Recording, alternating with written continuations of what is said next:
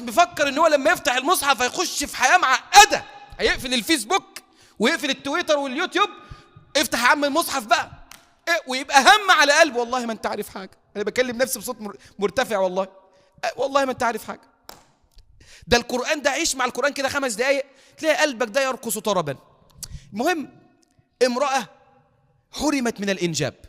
شوف أنا هقول لك الموقف ده، وهقول لك الست دي هي وزوجها أحسبهما من أهل القرآن. ليه؟ هقول لك اللي حصل. هي حرمت من الإنجاب، فتعمل إيه؟ سمعت المؤذن يؤذن. والله زي ما بقول لك كده، قصة حقيقية أقسم بالله. سمعت المؤذن بيؤذن، فقالت لزوجها: انزل فصلي، روح المسجد صلي، ده المؤذن بيأذن، الله حي على الصلاة. فنزل ليصلي صلاة الجماعة، خلي بالك.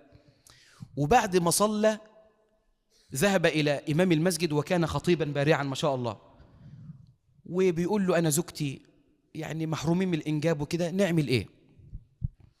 فقال له: ارجع إلى بيتك واجلس مع زوجتك وافتح كتاب الله على سورة نوح، سورة نوح، واقعد اقرأ السورة.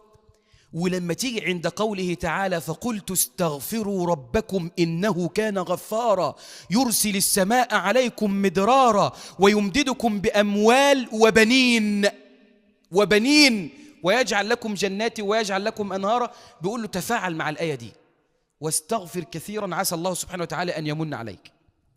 فرجع إلى بيته وجلس مع زوجته. وأنا بقول لك دول من أهل القرآن ليه؟ أقول لك ليه. ألم يقل رب العالمين في كتابه: وأقيموا الصلاة؟ ما قالش صلوا، قال إيه؟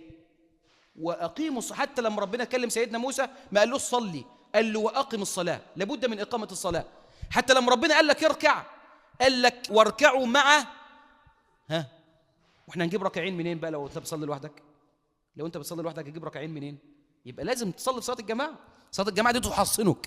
فامتثل أمر الله ونزل للصلاة. وامتثل أمر الله سبحانه وتعالى لما سأل هذا الشيخ: ألم يقل رب العالمين في كتابه فاسألوا أهل الذكر إن كنتم لا تعلمون؟ ده بيعمل بالآيات اللي في القرآن من غير حتى ما يقرأها. يا أخي، ذهب إلى زوجته وفتح سورة نوح وأخذ يقرآن هذه السورة. ده عمل إيه؟ امتثل لقوله تعالى: الذين يستمعون القول فيتبعون أحسنه. الشيخ قال له روح اقرأ، راح قرأ على طول، امتثل. الذين يستمعون القول فيتبعون أحسنه. بيقول لك ظلوا يقرأوا سورة نوح، وعندما وصل إلى تلك الآية أخذ يستغفران الله سبحانه وتعالى. هذه المرأة تقول: أقسم بالله بعد عدة أشهر شعرت بأعراض حمل، فذهبت إلى الطبيبة فقالت لي: أبشري فإنك حامل. القرآن والله العظيم لو كنت من أهل القرآن لعاملك الله عز وجل معاملة تخلع قلبك من أحشائه من كثرة السعادة. أسأل الله سبحانه وتعالى في عليائه أن يجعلني وإياكم من أهل القرآن.